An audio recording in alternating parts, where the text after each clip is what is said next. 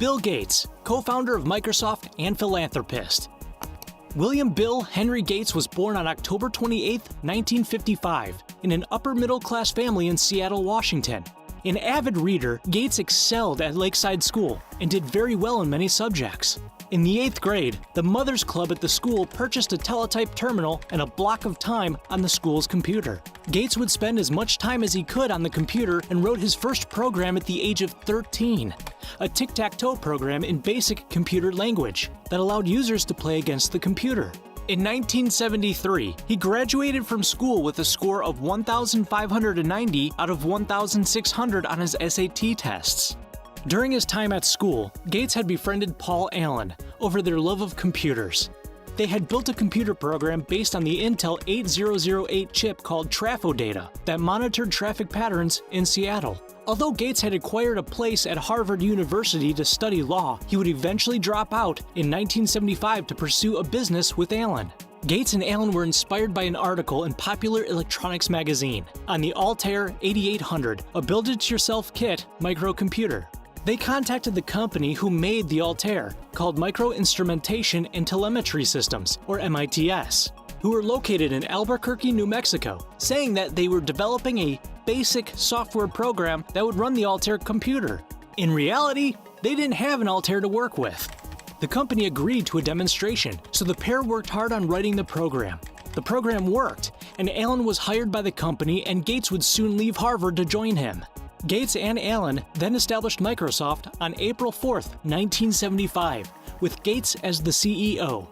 The name was a blend of microcomputer and software. While Gates oversaw the business, he would also continue to write code himself and review it before it shipped. IBM approached Microsoft in July 1980 as they wanted an operating system for its upcoming personal computer. Gates said it could be done, although Microsoft didn't actually have such an operating system for IBM's new PCs. Gates approached a small software company and made an offer of $50,000 for an already made system called 86DOS, while keeping it confidential who it was for. He adapted it for the PC and delivered it to IBM as PC-DOS for the same price of $50,000.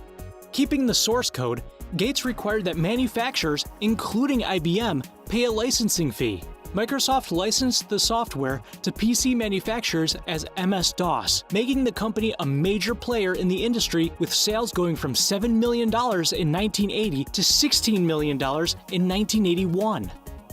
At the same time, Apple, led by Steve Jobs, invited Microsoft to write software for their computers. Through these collaborations, Gates identified that Macintosh's work-in-progress graphical user interface was much more user-friendly than the text and keyboard-driven MS-DOS system Microsoft currently had. Gates would then soon announce his own graphical user interface, called Windows, for all PCs with MS-DOS. In 1984, Apple launched the Macintosh, and a year later, Gates and Microsoft launched Windows. In 1987, Bill Gates, at age 31, had become the world's youngest billionaire.